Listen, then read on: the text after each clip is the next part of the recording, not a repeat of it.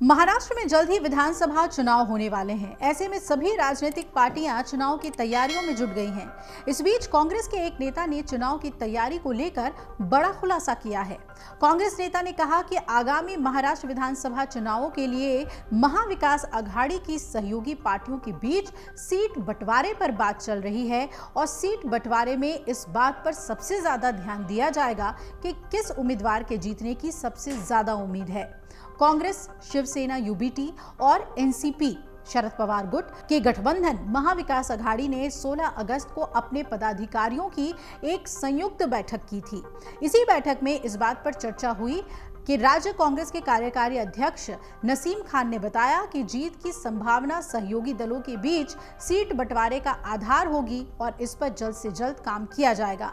उन्होंने गठबंधन की जीत की संभावना जताते हुए कहा कि लोकसभा चुनाव के नतीजे निश्चित रूप से विधानसभा चुनाव में भी दोहराए जाएंगे। नसीम खान ने दावा किया कि सत्तारूढ़ महायुति के वादे झूठे हैं और उनकी तरफ से फर्जी बयान दिए जा रहे हैं।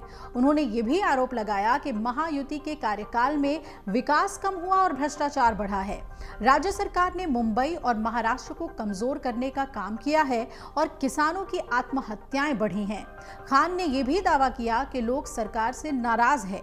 16 अगस्त को हुई एमवीए सहयोगियों की बैठक में शिवसेना यूबीटी प्रमुख उद्धव ठाकरे ने मांग की कि गठबंधन अक्टूबर-नवंबर में होने वाले विधानसभा चुनाव से पहले ही सीएम के चेहरे का ऐलान कर दिया जाना चाहिए। एमवीए गठबंधन ने इस साल हुए लोकसभा चुनाव में महाराष्ट्र के 48 लोकसभा सीटों में से 30 पर जीत हासिल की थी। वहीं बीजेपी, जिसने 2019 में 23 सीटों पर जीत हासिल की थी, वो इस बार सिर्फ 9 सीटों पर ही जीत दर्ज कर सकी।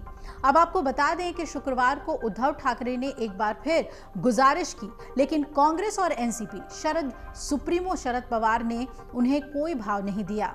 राज्य में विधानसभा चुनाव की तैयारी को लेकर शुक्रवार को मुंबई के षडमुखानंद हॉल में शिवसेना, कांग्रेस और एनसीपी गठबंधन एमवीए के पदाधिकारियों का सम्मेलन आयोजित किया गया।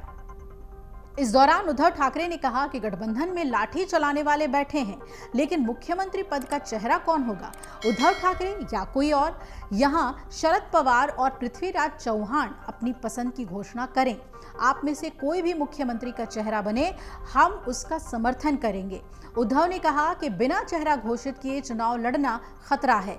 भले ही उद्धव ठाकरे ये बातें कहकर महाविकास अघाड़ी के लिए फायदा बता रहे हों, लेकिन उनके बयान के कई मायने निकाले जा रहे हैं। माना जा रहा है कि सीएम के नाम के ऐलान की हुंकार भर उद्धव ठाकरे ने कांग्रेस और शरद पवार को अल्टीमेटम दे दिया है, जिसके बाद से एक ही सवाल उठ रहा है कि क्या महाराष्ट्र चुनाव से पहले एमवीए गठबंधन टूट जाएगा? महाविकास अघाड़ी चुनावी एजेंडा सेट करने में जुट गया है। मुंबई में शुक्रवार को तीनों दलों के बड़े नेता इकट्ठा हुए और विधानसभा चुनाव का बिगुल फूंक दिया।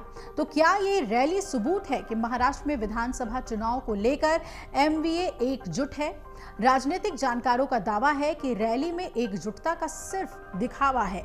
असली खेल तो पर्दे के पीछे खेला जा रहा है। चुनाव से पहले महाविकास अघाड़ी में खटपट शुरू हो गई है और इसका सबूत है उद्धव ठाकरे का सीएम फेस को लेकर दिया गया बयान। उन्होंने साफ शब्दों में कहा कि चुनाव से पहले सीएम पद का चेहरा जल्द से जल्द घोषित किया जाना चाहिए। शिवसेना यूबीटी को ऐसा लगता है कि लोकसभा चुनाव में शिवसेना का अच्छा प्रदर्शन रहा है।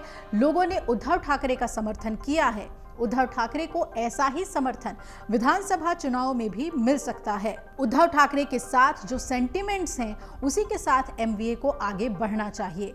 वहीं पार्टी की ओर से इसे लेकर काफी ज्यादा कैंपेनिंग और प्लानिंग भी की जा रही है। यही वजह है कि उद्धव ने सीएम चेहरे के ऐलान किए जाने की मांग कर दी है। मीडिया रिपोर्ट्स बता रहे हैं कि कांग्रेस ने महाविकास अघाड़ी की ओर से सीएम चेहरे के लिए उद्धव ठाकरे के नाम की अटकलों को खारिज कर दिया। कांग्रेस नेताओं का कहना है कि महाराष्ट्र में कांग्रेस पार्टी मजबूत है, इसलिए फिलहाल सीएम चेहरे का ऐलान मत कीजिए। चुनाव में जिस पार्टी की ज्यादा सीटें आए, उससे तय होगा कि सीएम और डिप्टी सीएम किस दल का बनेगा। कांग्रेस चुनाव को लेकर बहुत ज्यादा कॉन्फिडेंस दिखा रही है। ऐसे में अब ये देखना बहुत अहम है कि सीट बंटवारे को लेकर कांग्रेस के दावे में कितना दम है और एमवीए में क्या सब कुछ ठीक ठाक रहता है चुनाव तक। अगर आप ये वीडियो YouTube पर देख रहे हैं तो हमारे चैनल को सब्सक्राइब करें और बेल आइकन को दबाना ना भूलें। अगर आप Facebook पर ये वीडियो देख रहे हैं तो हमारे पेज को लाइक करें।